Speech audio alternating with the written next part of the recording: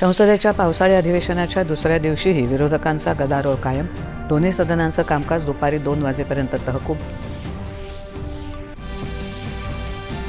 विद्यार्थ्यांच्या हितासाठी सरकार संवेदनशील असल्याचं सांगत पेपरफुटी प्रकरणी राजकारण होऊ नये अशी अपेक्षा पंतप्रधान नरेंद्र मोदी यांनी रालोआच्या मंगल मिलन बैठकीत केली व्यक्त.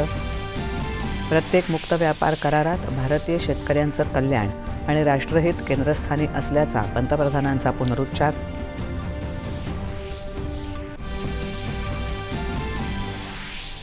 CJPच्या आंदोलकांचं वर्तन बेशिस्त, आक्रमक आणि हिंसक असल्याचं दिल्ली पोलिसांचं निवेदन.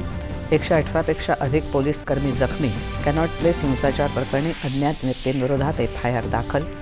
लोकशाहीत आंदोलन करण्याचा अधिकार सगळ्यांनाच, मात्र जाणीवपूर्वक राजकीय अशांतता निर्माण करण्यासाठी विनापरवानगी आंदोलन अथवा हिंसा करणाऱ्यांवर कारवाई होणार. मुख्यमंत्री.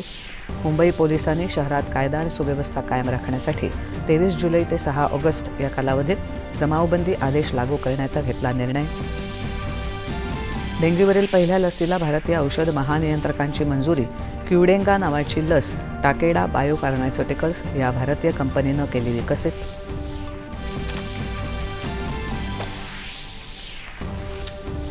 आणि सिक्कीममधल्या सामरडुंग इथे भूस्खलनामुळे जलविद्युत प्रकल्पाच्या बोगद्यात झालेल्या दुर्घटनेत आतापर्यंत 9 जणांचा मृत्यू.